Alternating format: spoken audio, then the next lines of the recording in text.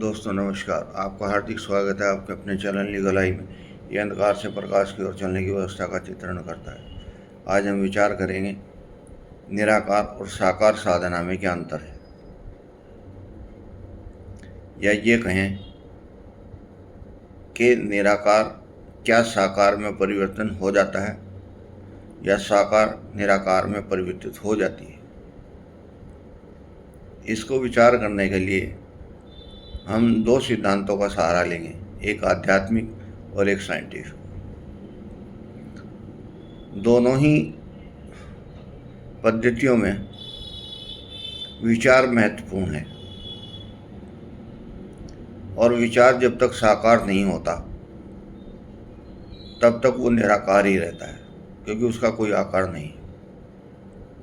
लेकिन जब वो विचार साकार हो जाता है तब वो साइंस का सिद्धांत बन जाता है। मूल रूप से आध्यात्मिक भी यही कहती है कि निराकार में जियो, जाप करो, ध्यान करो। जो व्यक्तिगत साधना है वो निराकार ही है। उसको साकार में परिवर्तित करने के लिए हमें साइंस का सहारा लेना ही पड़ेगा, अन्यथा कोई दूसरा चारा नहीं है। हमारे अंदर जो विचार आते हैं, अगर उनकी तीव्रता बहुत उच्च कोटि की हो जाए तो हमें मस्तिष्क बल मिलता है। हमारे जो कुंठित संस्कार हैं वो भी वास हो जाते हैं। यही प्रयोग ध्यान में है। जब हम ध्यान की गहराई में जाते हैं तो हम सब कुछ जो वास्तव में हमने जिया है उसको फिल्टर कर सकते हैं।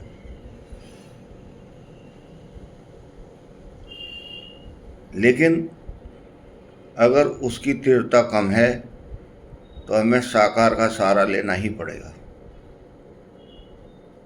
और जीवन क्योंकि निराकार और साकार दोनों के समन्वय से ही बनता है और दोनों का समन्वय ही मानव जाति के लिए कल्याणकारी है।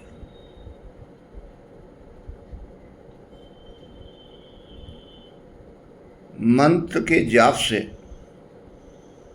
जो वाइब्रेशन उत्पन्न होती है वो अनंत संभावनाओं के साथ साकार में बदल जाती है। और साकार में जब इन धारणाओं को बदलते हैं तो हमें नए नए प्रयोग देखने को मिलते हैं। जैसे आपने जाप किया और उस जाप को जब आपने साकार किया तो वो चित्त की वृत्तियों से परे जाके भी एक चित्रण कर देता है। अनादिकाल से दो ही संभावनाओं का जिक्र किया गया है, साधुओं के लिए निराकार और गृहस्थियों के लिए साकार। उनके लिए निराकार इसलिए किया गया है कि उनके साधन सीमित रखे गए हैं। एक निश्चित स्थान में रहना, एक निश्चित परिवेश में रहना, एक सैद्धांतिक भोजन प्रणाली लेना जिसमें तामस ना हो, बाह्य विचार गमन ना करना। लेकिन गृहस्थ के लिए बहुत संभावनाएं हैं, क्योंकि इसको थोड़ा सा स्वच्छंद बना है। ये सिनेमा देख सकता है, ऑडियो सुन सकता है और उनका प्रभाव अपने मस्तिष्क चित्त पटल पर देख सकता है। ये जो मस्तिष्क के चित्त पटल पर जो प्रभाव रिफ्लेक्ट होकर आया है, ये निराकार को साकार में बदलने की प्रक्रिया का ही परिणाम है। और जब हम इन दोनों चीज़ों का समन्वय करते हैं तब हमारे जीवन में कोई भी अभोग नहीं रहता। जो ईश्वर ने हमें दिया है वो संपूर्ण दिया है, बस उसको सही ढंग से प्रयोग करने की कैपेसिटी के लिए हमें प्रार्थना करनी है। कोई आवश्यकता नहीं है कि 20 रोटी खाने वाला एक आदमी मजबूत हो,